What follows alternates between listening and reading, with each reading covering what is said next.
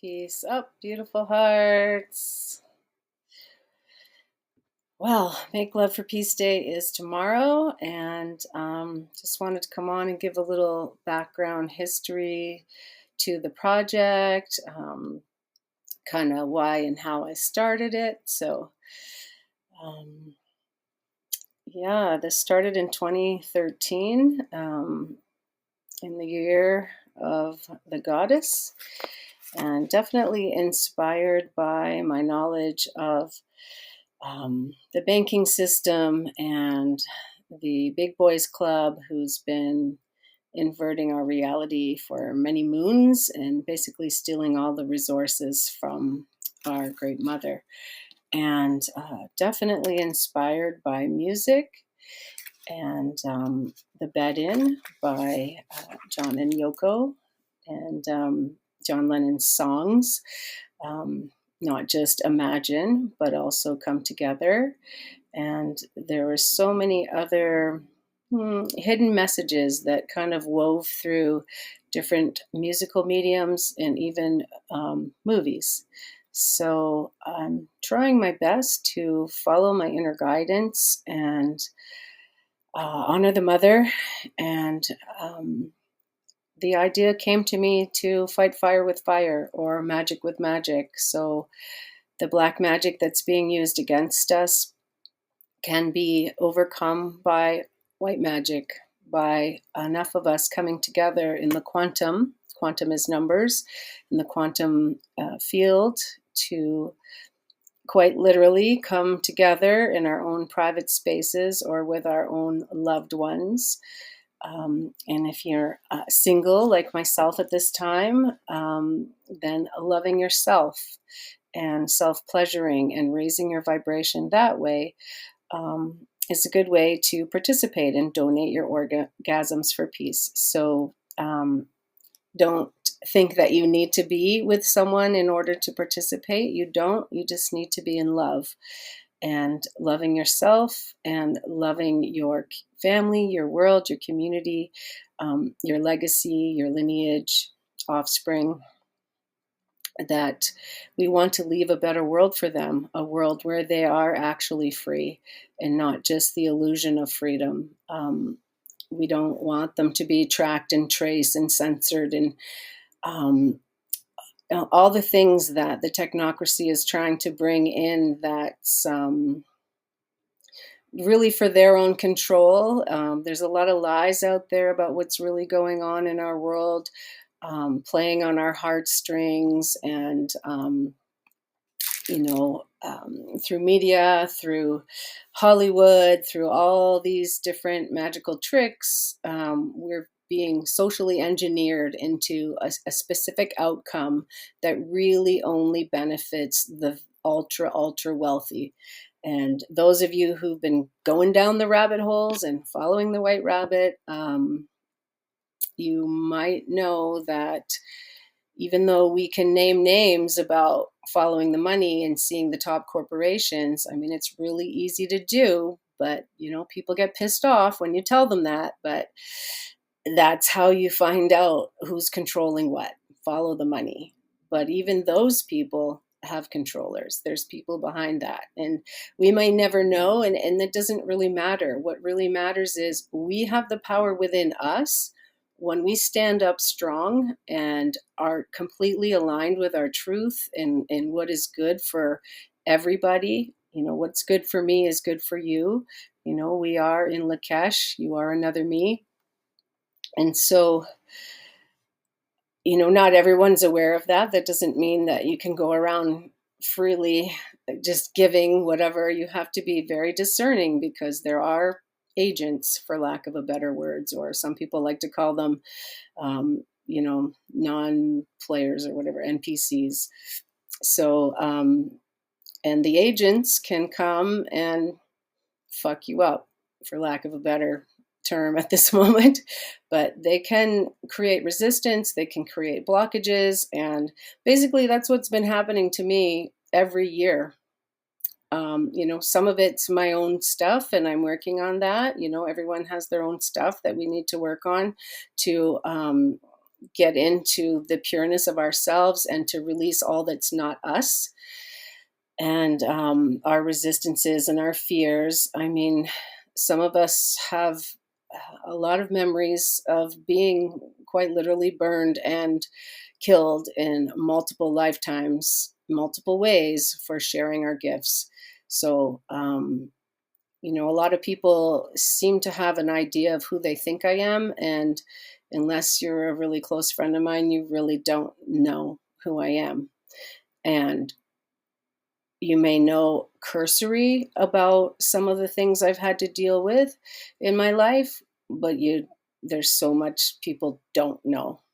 And it's not really the place to share it for me right now. I'll start sharing a little more deeply in the future for those who are paid subscribers.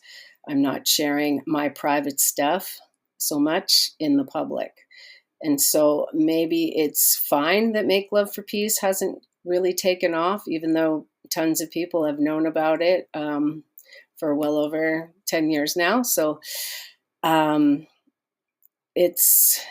I think it's working in a different way, maybe in a more underground, quiet movement way. And that's fine with me. This is not about, who wins, who gets there first, who gets the prestige. I see a lot of this in the truther community and the freedom fighters. There's a lot of infighting, and I have no interest in it. It just I know what is right within myself and what we need to do, and I have solutions. So once my editors can help me out and get back to me, because I've been waiting for a while, and there's a little bit more new information that has arisen that will be included in the Make Love for Peace book. It will be released this year. I had hoped to release it 5 years ago, but through the COVID era and everything that's happened, a whole bunch more information has come out and become more clear. So, and different solutions have become available. And I want to share that with everybody so they can stand in their truth and go forward in freedom. And I hope this message finds you well, and that you will join us tomorrow on Make Love for Peace Day, which is July 25th. I chose July 25th because it's the day out of time as per the Galactic New Year.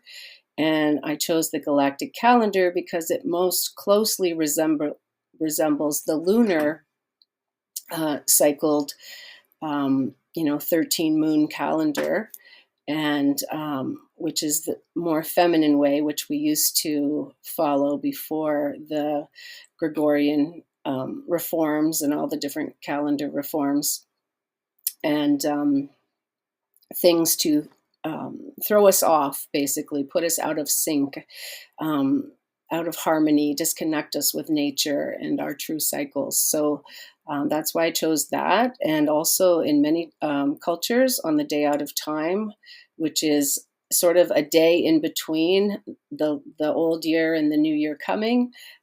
So the galactic new year is actually on the 26th. So on the day out of time, there are many cultures that are also praying, meditating, celebrating, taking time for reflection and planning and planting seeds into what we want to bring forth in our new coming year. So that's why I chose that date.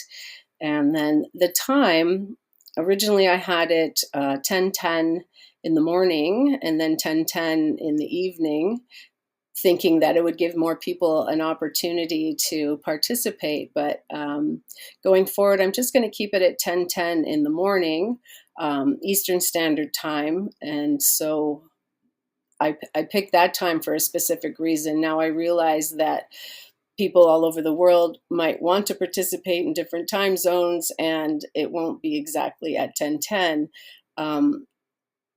to be at the same time. But my idea was, whatever time zone you're in, if you do it at 10:10, it would actually create like a wave of love all over the world for the whole 24 hours, the whole day and a half, I guess it is, if you go to London, England, or Australia. I think it's a whole, well, maybe it's only 16 hours, but you get the idea. So, and then the other thing that as an energy healer, when we do distant healing, we can send energy back and forwards through time. So if you can't participate at the exact time, then intend that your energy is going to join up with all your brothers and sisters on this particular day to have this beautiful, blissful orgasm of love and be in that space of joy and bliss and expansive creative consciousness and love,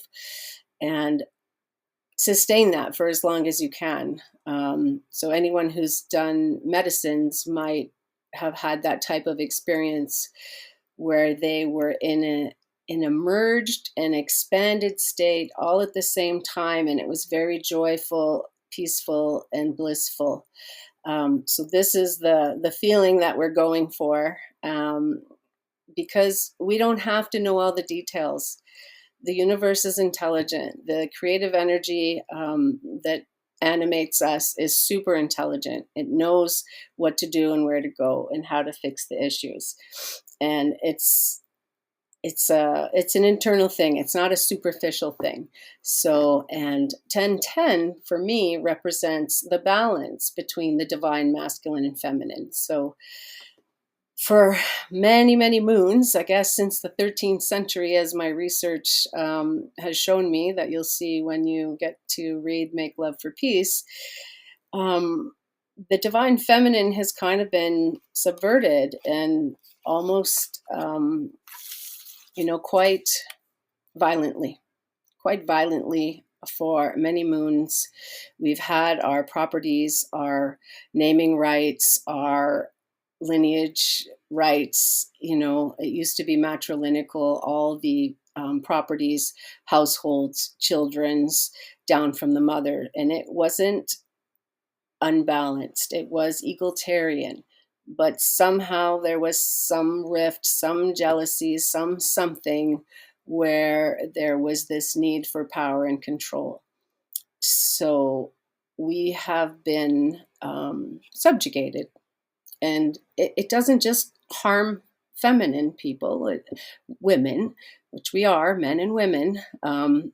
It harms everybody. It harms everyone that's technically a slave, technically a peasant, or what has been named pagan, which is just earth person, people who work the land. It doesn't have to do with idols and whatever. The natural cycle of things is that we worship everything, that we honor the elements, that we honor all the things that make us up: earth, air, water, fire. And these are the things that we have in common. These are the things that we need to keep pure, because when our environments are pure and sustainable, and I don't mean the fake sustainable crap, I mean what is really sustainable, which is what we take from the earth, we put back into the earth, and that we use natural and organic things, not all these fake fibers and fake oils and fake foods, that we use the things that are natural the way we used to before industrial farming came in, and that we hunt and live off the land and we forage, and we don't have to go back to living in the woods per se, although some of us might like that, but just a more sustainable, like family farms, trading within community, knowing where your food is grown and how it's grown and what's in the soil and what's on the plants. These are important to us, and these are important to our children, for our health and well-being. So most of you in my direct circle understand this. So I don't go in for the UN Peace Day or anything to do with the WEF, the UN, and maybe that's what makes me, whatever you want to call me, but pretty rogue, in the sense that I don't, money's not my motivation fame is not my motivation. In fact, I'd rather hide. Part of me has been sort of dragging my feet, kicking and screaming, saying, I don't want to do it. But every time I put up an excuse, the universe or the Great Mother gives me an answer, and gives me more clarity and encourages me. And so here I am. Asking you to participate in Make Love for Peace Day and learn a little bit more about what it truly means to be free and truly means to be sustainable and living in harmony with nature. So that's it for now. So peace up, brothers and sisters. Hope to see you in the ethers tomorrow morning on Make Love for Peace Day. And if you have any questions, please put it in the comments below. You can also visit the website and sign up for the free sample ceremony. I will try to put the link for the sample ceremony in, but if not, I will just put the website link so you can learn more and ask some questions.